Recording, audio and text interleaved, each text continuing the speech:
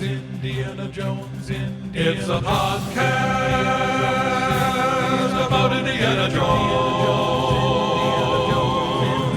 Every movie, 1 minute at a time. Indiana Jones, Indiana Jones Minute. Welcome back to the Indiana Jones Minute, the daily podcast in which we get right to the heart of Indiana Jones and the Temple of Doom, one engine failure at a time. I'm Pete Mummert. I'm Tom Taylor. I'm Gerry Porter. And today we're joined once again by our friends Jim O'Kane and Mark Cerulli from the Airport Minute podcast. Welcome back, guys. Howdy, howdy. Roger that. We are happy to be here. Yeah, it's good to have you. Today we are discussing Minute 17, which begins with Willie marveling at the spectacular scenery visible from the Ford Trimotor's cockpit and ends with a sound that Han Solo and, by this point, Indiana Jones are both very familiar with. The hyperdrive is out, yes. Right. I have something very important to say about this minute. This is my favorite minute of the movie. Whoa. Wow. This is my favorite minute of the movie, and it also feels to me like it is authentically a sequel to the film Raiders of the Lost Ark. There, I said it. I would agree with you. I'll be quiet for the rest. Yeah. Really? I would agree. And Fantastic. Wait. I need a minute. Our guests agree, Gerry. Be a polite gentleman. Really? Let us have our moment. Because it ups the ante, and one thing goes wrong, then something else goes wrong, and it just builds and keeps building. I have a weird reason for really liking this minute too, is because, and maybe this feeds into why it feels like an authentic sequel to me. Chicken fetish? Beyond my chicken fetish, it's more of a turkey fetish, but a chicken fetish beyond that is this is the scene that they would show on, like, I was voraciously watching, like, Stand By Lights Camera Action and like the Today Show and like anything that would be, the new Lucasfilm movies coming out and stuff. And Jim Brown on the Today Show would show this exact clip, like this, and like a little bit of the next minute. And it was like the first like full scene of the movie I ever saw as a kid, waiting for this movie to come out. And it blew me. I'm like, oh my God, there's more Indiana Jones. This is awesome. Look, he's being funny. He's being smart. Like, I don't know who that lady is, but I'm into it. It's a kid with him. Oh, this is incredible. Awesome. I can't wait. And so it had that whole sense of like, oh, the summer movie season's about to start. Everything's going to be great from now on. I do agree with you on this minute, and this minute more than anything else is like classic Hollywood. This is like a classic. And it most reminds me of, I know Spielberg at the time, I think it was at the same time, he was doing Animaniacs. Was that, or am I dating this a little bit earlier? I feel like that'd be later than a little bit later. But yeah. If you remember that Spielberg was involved with Animaniacs, and because it's Steven Spielberg Presents, but this is a classic Warner Brothers movie. I mean, this is Looney Tunes. Specifically, it's the Bugs Bunny episode Hair Lift with Bugs Bunny and Yosemite Sam are on a plane, and Yosemite Sam had just robbed the Last National Bank, and he jumped on the plane, and Bugs just happened to be pretend flying the plane when Yosemite Sam pulls out his gun and makes him take the plane up in the air, and a bunch of things happen.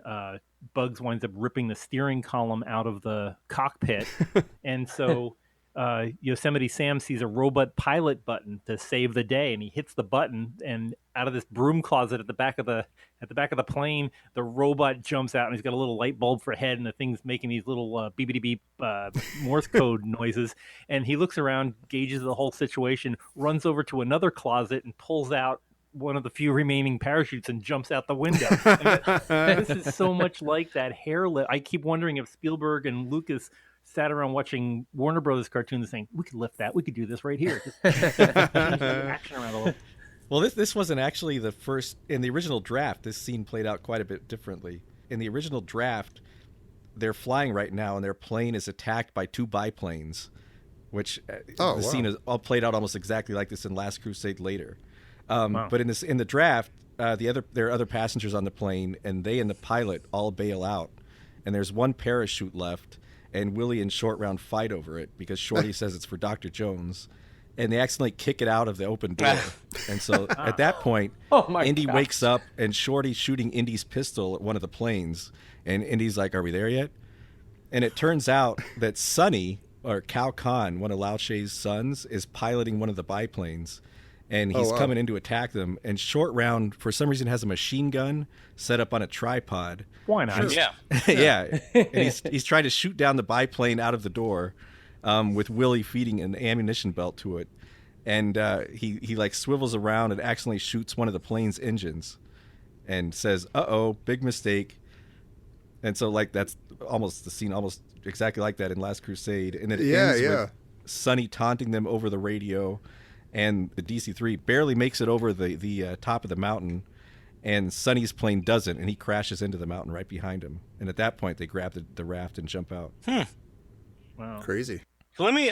You guys have covered this in a previous minute, but what does everybody think of that opening number of "Anything Goes" in Mandarin? I think we're all into it. I remember seeing that, going, "Wow, this is like an old Busby Berkeley musical."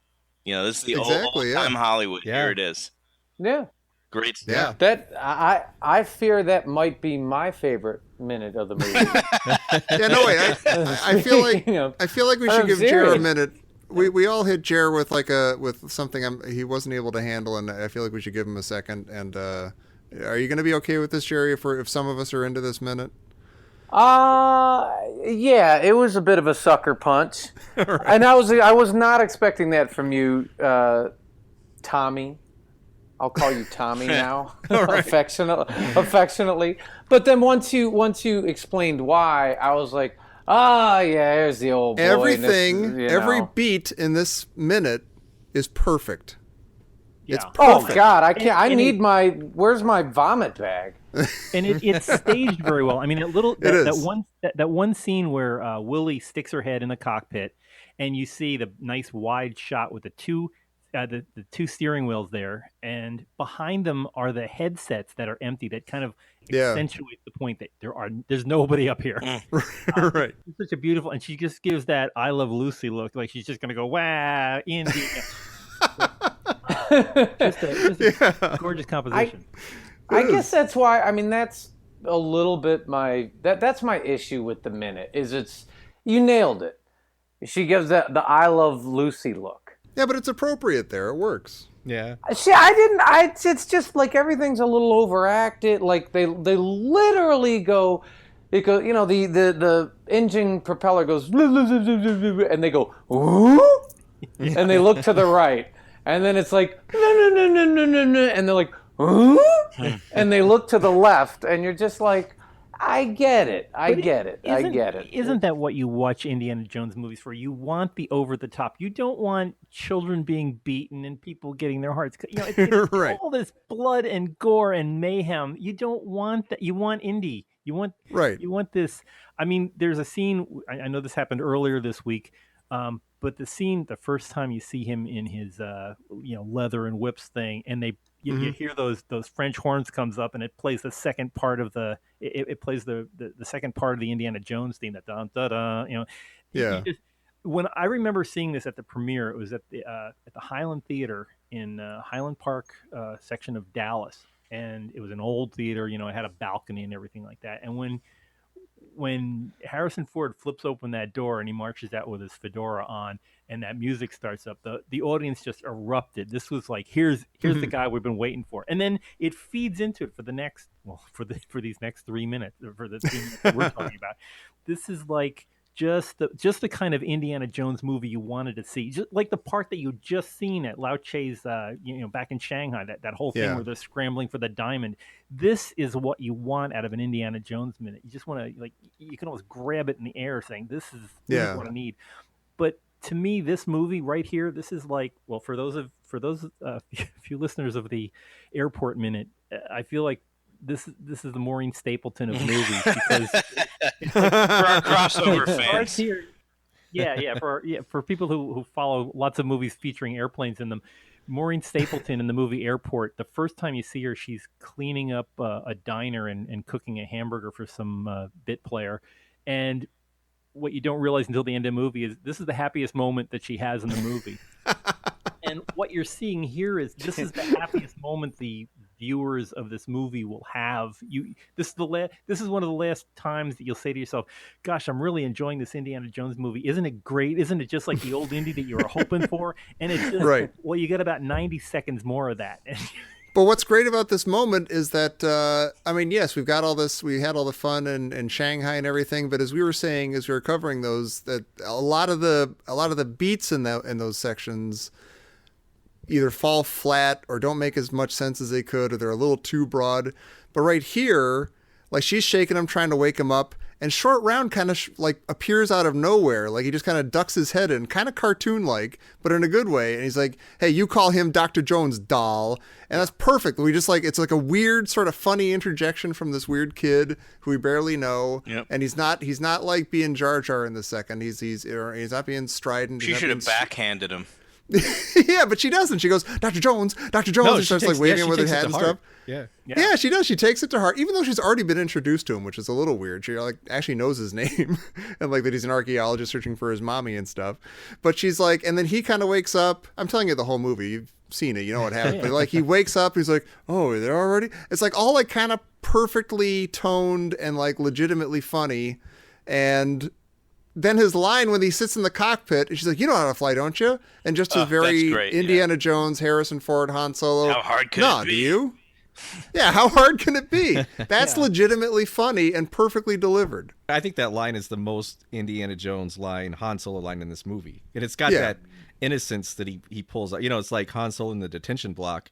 It's just got this disarming innocence that makes you want to forgive anything else he does. It's just like, oh, I love this guy. I think that might be one of the best lines in the movie for Han Solo. It's a Han Solo second for sure. Yeah, I do have a question, though. This is 1935, and Indiana Jones has just admitted he doesn't know how to fly an airplane. What was his plan with the flying wing?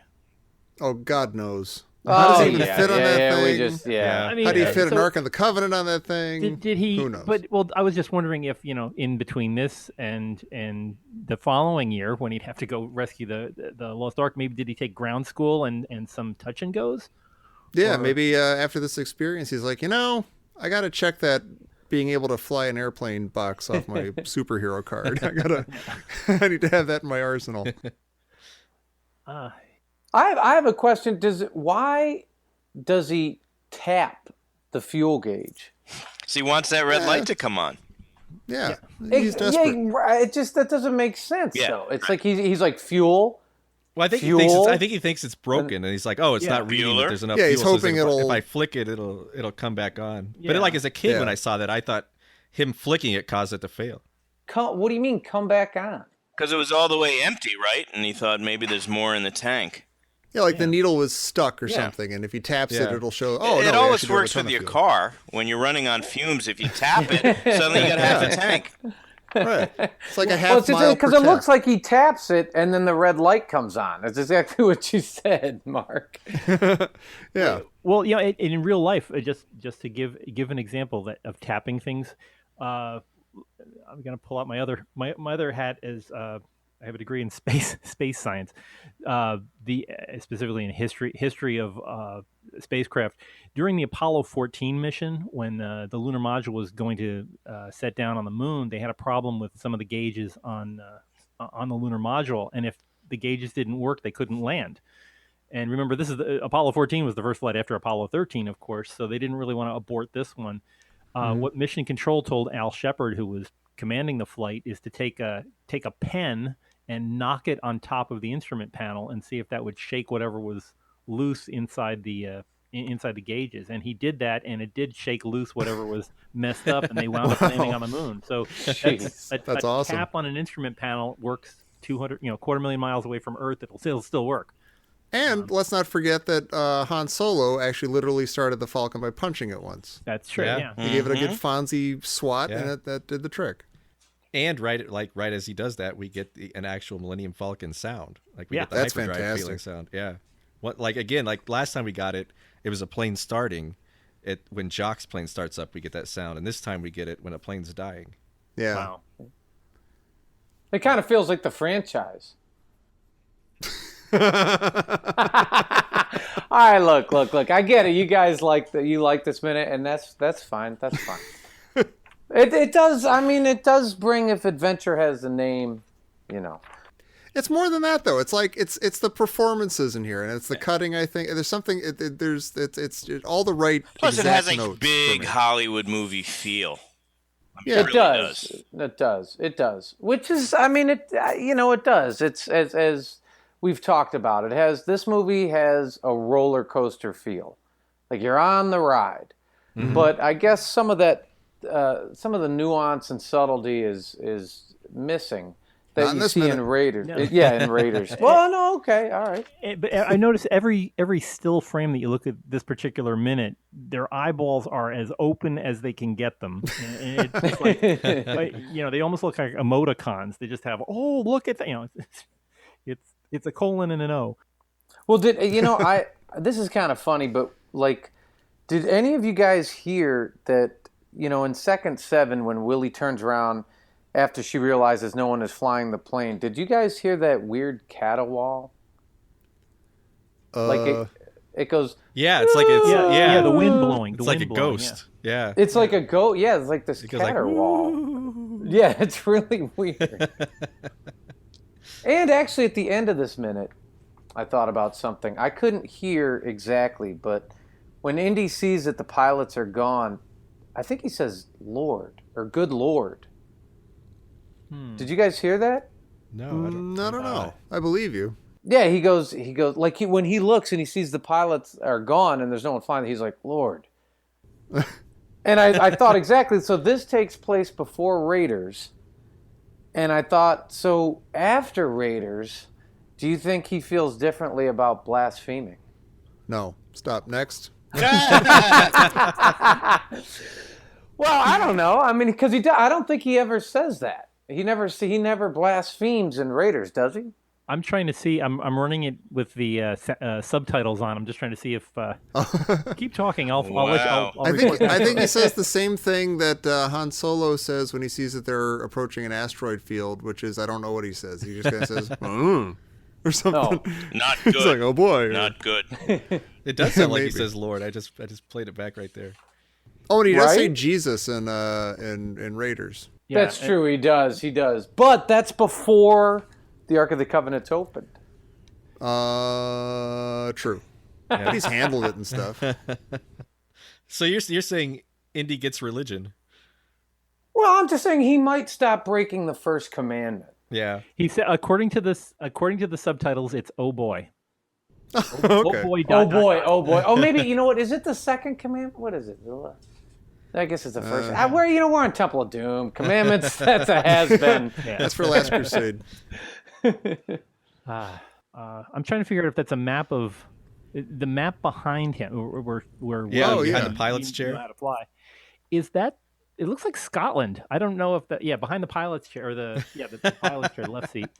That's left over from the that's the ghost hotel, whatever, the ghost castle. Yeah, Yeah. we're gonna reshoot this. Whole different idea. Yeah. And those seats look like surfboards for some reason. They don't look very comfortable for flying. 100 miles Or, an yeah, hour. like surfboards made out of corduroy pants. Yes. Oh, the chickens aren't complaining. Did you guys notice there's like an Indiana Jones hat hanging on the wall? Is it that, or is it it looks like some kind of a sun hat. It's almost like something that Oh, grandma would yeah. wear. Or like I a mean, pith to- helmet or something. Yeah. I don't know. Well, one of them, to the untrained eye, looks like it might be kind of fedora-ish. Okay. Where is this? What second? It's Like It's second next- nine. It's kind of next to the honeydew melons. For some reason, they're Yes. carrying like a half a dozen Yeah. honeydew melons just Yeah. in case they In a wanna have hammock. picnic or, Yeah. It looks kind of like one of those like old timey missionary hats. Yeah. Oh, Pith yeah. helmet. Pith helmet. yeah. Sort of like the hat that Denham Elliott wears in Trading Places on the train when he's There you pretending to be are. a drunk little preacher guy. Or like the hats that George Lucas and Steven Spielberg were wearing just a couple minutes ago. Like the hat in the priest wears in Anything Goes the play. The Oh, fake- there you go. Yeah, that's probably it. Could be just another prop from the play. Easter eggs upon Easter eggs. We do see the altimeter in this particular minute. That, So yeah, it looks like it's either 8,000 feet or 18,000 feet. Is there a way to tell? I'd say, yeah. Well, they're breathing, so I'm assuming it's 8,000. If they were at 18, they would be slumped over the the wheel. And they're flying at 110 knots, showing fuel pressure of 200. It's weird that he's looking at the fuel pressure gauge rather than the fuel level gauge. That's just telling how much the fuel pumps are pushing to the. I mean, they do drop to zero because there's nothing to press because they've lost everything. But it's just kind of odd that he was looking at fuel pressure rather than fuel levels. Well, he did just say he doesn't know how to fly, so cut him some slack. Well, it does. I mean, would you be able to? I mean, is that an appropriate speed? Yeah, 110 knots for an engine plane. Now this thing has 3 big engines that are not turning, so it's going to start nosing down pretty quickly. It's not, unless he's pulling up on the stick or it's got some kind of a rudimentary cruise control. I have no idea what kind of cruise control there is on a tri-motor. But if you think about how that plane, the center of gravity is kind of toward the it's front, all in the front. Those 3 heavy engines, and if you've got no fuel filling up the wings, it's going to just start nosediving. Which is a good reason they're going to be leaving shortly. So Yeah. They're doing the right thing. Yeah. yeah. And they are. Oh, and then the very last second, we're seeing that they're slowing down to about 85 knots. They're starting to get into stall speed where they're just going to drop out of the air. Can it glide, Jim? Couldn't a skilled pilot glide it in? The problem is it's very heavy, so it's going to be like a 1 to, like for 1 foot forward, it's going to start dropping 1 foot down, and it's I would say probably even less than that. It's probably going to start really sinking rapidly. I'm sure you'll get lots of people writing in about, don't you know about the? I do not know about the Ford tri-motor, but I can tell you it is not a glider with those big heavy radial engines. It's gonna, the drag is going to be higher than the lift, so it's. I'm just looking at the view out the window at the mountains and the snow, and I badly want a snow speeder to go by. Is that was that filmed at Big Bear Lake? Is that shot Big Bear Lake? Yeah, I think it's Mammoth Mountain. That's right, Mammoth Mountain. Oh, really? Which immediately I thought, if you want proof for global warming. Oh, really? I mean, that's how it looked in 1984, I guess. In the dead of winter. Yeah, pretty robust snow pack there. Although some of the scenes from last minute were actually a model filmed on the roof of ILM over some kind of fake mountains. So some of it's real mountain and some is fake. They filmed it. It's Mammoth. That's right. Yeah. Okay. In California. Isn't there an amusement park there, or am I thinking of something else? No, I think you're thinking of Magic Mountain. Magic Mountain. That's Or Space Mountain. No, Mammoth is a ski resort, but Magic Mountain's yeah. Oh, I know. Wait, Mammoth Mountain, wasn't that where they were going to build Disney's? Disney was going to have like a winter wonderland kind of a place. That's where the only thing that remains of it is the Country Bear Jamboree. That I think they were trying to build it out that way. Wow. I don't know. Oh, Cool. Well, that's Anybody all have I anything had. else? Yeah. Any other? That's it. No. It's all downhill from here. This is the best minute of the movie. Sorry. That's incredible. Yeah, you kind of that's fine, but you got me on that one. I wasn't still got expecting surprises for you, Gerry. After all these years. It's a lot of water under the bridge, but I can still creep up on you. do you still feel that way of like the next 30 seconds of the next minute? I mean, I just don't know. Where does it all? Where does we're it all gonna have go to wait hell and for you? see. Okay, well we'll Yeah. see tomorrow. Yep. Yeah, definitely. I bet my answer will be extremely interesting. I think so. And in the meantime, if anybody needs a little pick me up, Mark, where can people find your podcast? They can find it at airportminute.com, where it's served up fresh every day. How'd I do, Jim? Just not the nuts. You did great. Yeah, it's like hot waffles. And there we got a Commanders Club on Facebook and all kinds of other stuff. Just we're there. Yeah, and Twitter. You can go to Twitter, find us on Airport Minute. I'm usually under a bridge on the 101 talking to myself too between the hours of 8 and 10. That's Perfect. a podcast you won't want to miss. Yeah. Office hours, yeah. And Tom, where can people find us? Oh, they can find us at IndianaJonesMinute.com. They can find us on Facebook at the Indiana Jones Minute and the Listener's Crusade. Twitter at Indiana Jones Min, and you can find us on Google Play and iTunes, and leave us a review and spread the love and tell a friend. And you can join us right back here again tomorrow as well for minute 18 of the Indiana Jones Minute. Fuel? I did that last time. Yeah. Doll? Doll? See, I think that's that's just foreshadowing for the Indian cuisine scene. Oh, I love it. Oh, doll. Doll.